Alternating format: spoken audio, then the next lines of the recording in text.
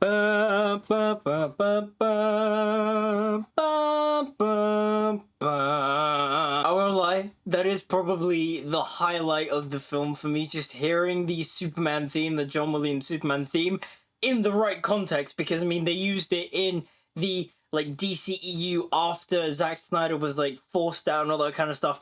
And then every time Superman appeared, they would use the John Williams theme, but he had a theme from Man of Steel, and it was really irritating. But now that we have like a new rebooted Superman that uses the John Williams Superman theme, yeah, it's pretty great just seeing Superman on screen saving people with that like blaring in the background. Yeah, that's awesome. So it is finally here. James Gunn has kicked off his DCU with Superman, and yeah, it's alright. I didn't love this movie as much as it seems like the rest of the world did, or like a certain section of comic book fans did. Like for me, it was just alright. There's a lot of stuff in it that I love. There's a lot of stuff in it that I didn't love. And to be fair, a lot of it was in the trailers, both the good and the bad. But starting off with the good, I think the main cast is great. Rachel Brosnahan, Nicholas Hoult, and David Corenswet, fantastic in their respective roles. David Corenswet is just Superman. He is both golden and silver and modern day Superman. I like him a lot in the role, and I also think he has the potential to grow over time, and we see this Superman evolve into a more stoic, bit more of a mature version, but he still keeps that camp and gee whiz golly Lois, because that's one thing about him that I do like, is I like how he is very cheesy. He is very gold and silver age in certain moments, and certain issues I had with him in the trailers, like his kind of whininess,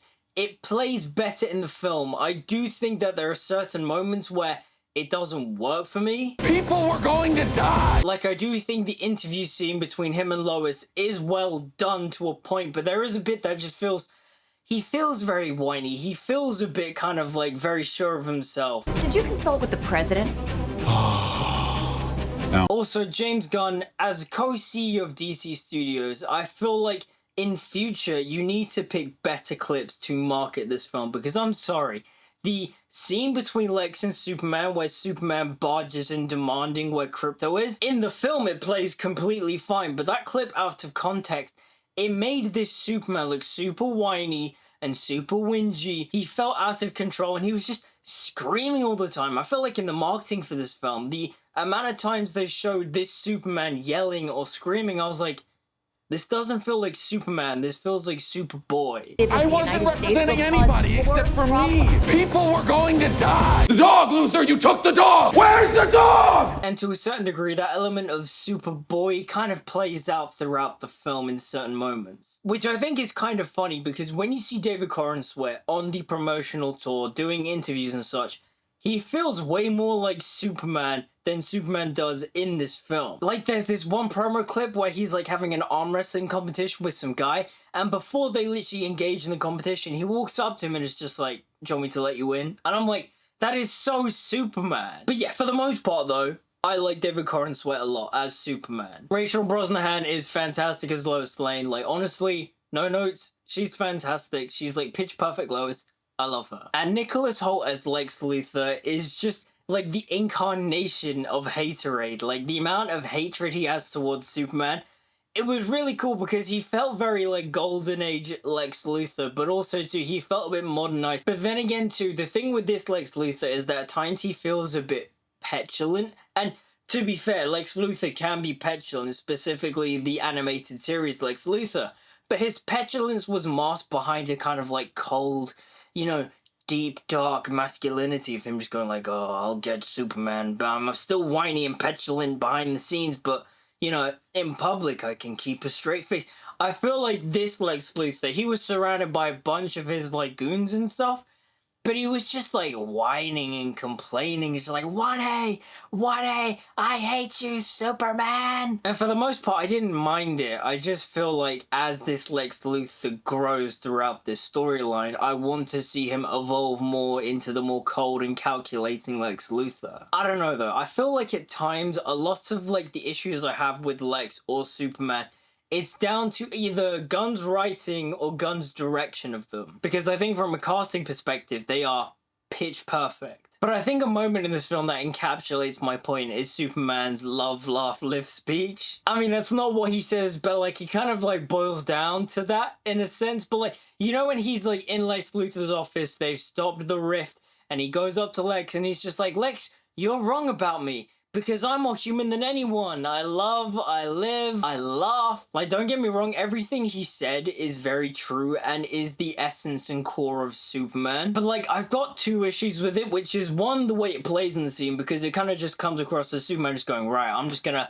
you know, clunkily exposit all my feelings as a character, what I stand for, what I represent. And two, the way David Corenswet is being directed to deliver those lines. Again, he doesn't feel like Superman, he feels like Superboy.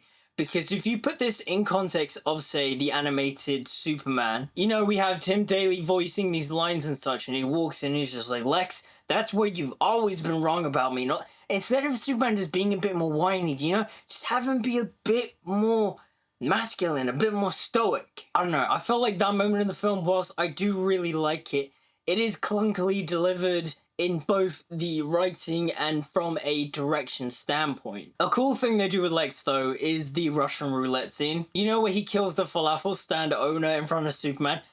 Top tier, true essence of villainy. I loved it. And speaking of things I loved, I think the thing I loved the most about this film was just seeing Superman save people. Like, don't get me wrong, I love Man of Steel, I like Batman vs Superman, and I love Zack Snyder's Justice League, but I won't lie, it is nice actually seeing Superman just going about his business, saving people, stopping buildings from collapsing and stuff.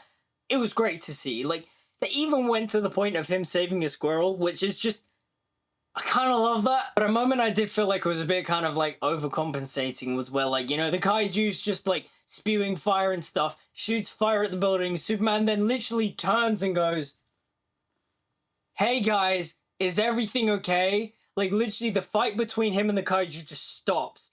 And, like, they spend, like, 10 seconds of Superman just going, hey, guys, is everything okay? Everyone okay? Like, I won't lie, it did feel like we were really overcompensating for the Snyder films. But, I mean, I kind of don't care. Like, seeing Superman just, like, catching buildings and, like, aura farming, saving people, like, yeah.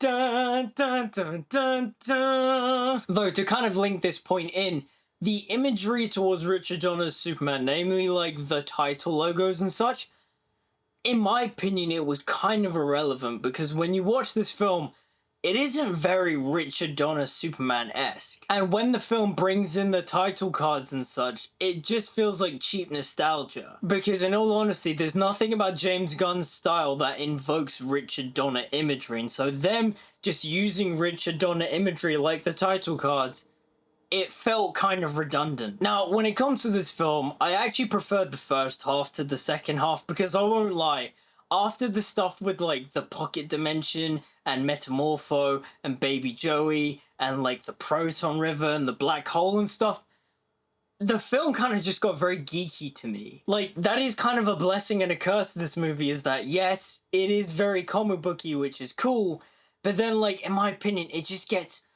way too geeky for its own good, like Metropolis being split in half by like a black hole thing.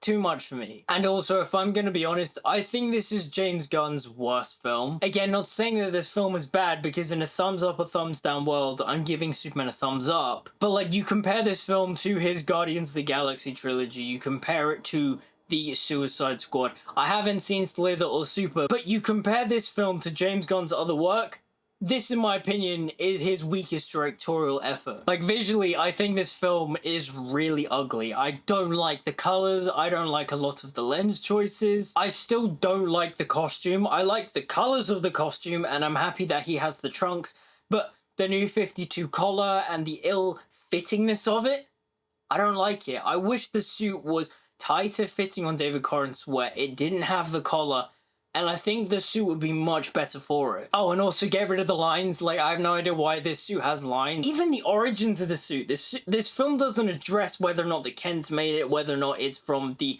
Kryptonian. No, none of that. It kind of just goes, yep, he has a Superman costume. Where it comes from is irrelevant, which is kind of a blessing and a curse to this film, because in my eyes it makes all the decisions regarding the costumes just feel very counterintuitive, because we don't know whether or not it's homemade or it's Kryptonian. The CGI for this film is better in context of the actual film, but for the most part it still just feels like a video game to me. Also, the ugly flying shots are still in the movie. James Gunn, you're a liar, you're a hack, you're a fraud. I'm only half joking. I also didn't like the twist that Jor-El is somewhat of a villain, and that he sent Superman to Earth to have him like conquer humanity. He wants Kal-El to reproduce and have many human wives so that he can keep the Kryptonian bloodline going. Just, that didn't feel very in line with Superman. Like, the Superman that I know, the Richard Donner belief, the idea that Superman Kal-El was sent to Earth for a reason, to be good, to be a shining beacon for humanity, that is Superman to me. The symbol of the House of El means hope.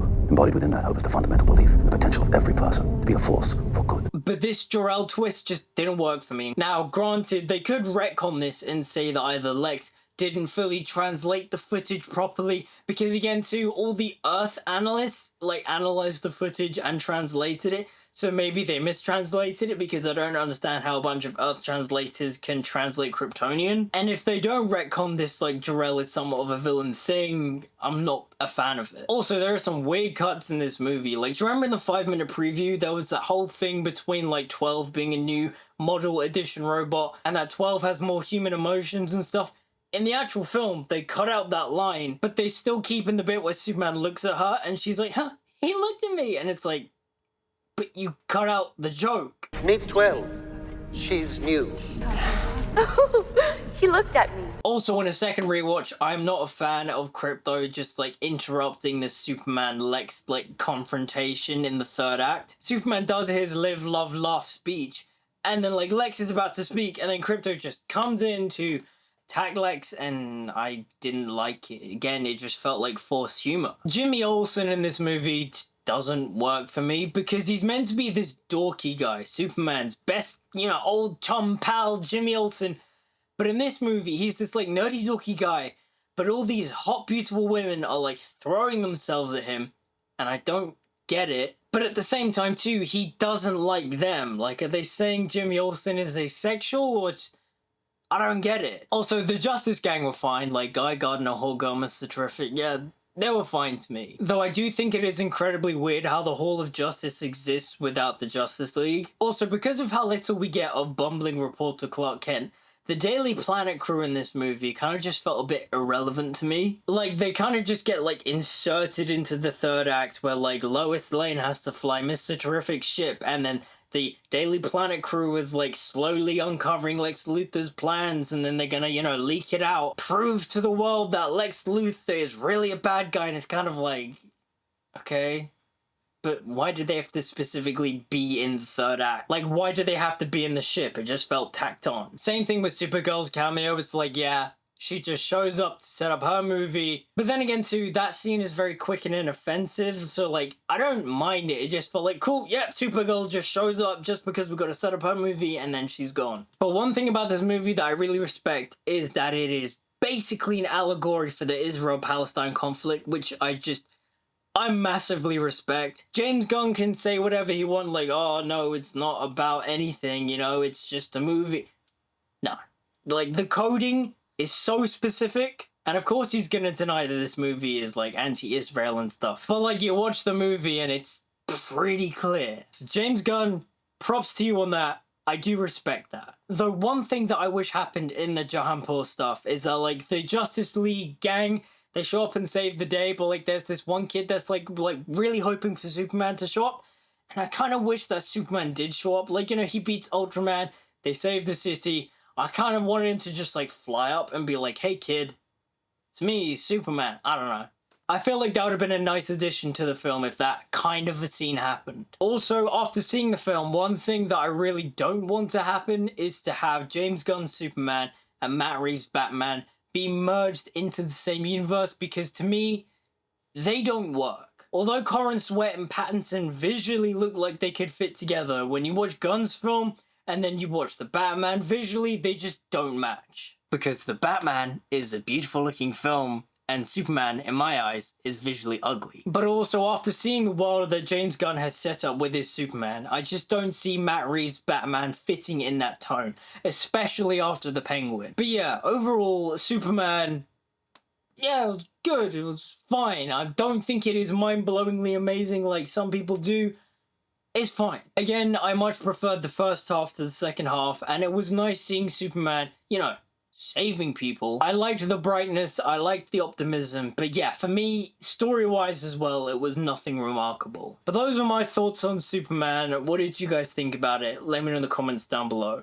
Like, comment, subscribe, follow me on social media, and all that good stuff. It's all linked down in the description. Until we meet again, see you guys next time. 'Cause I'm a punk rocker, yes I am.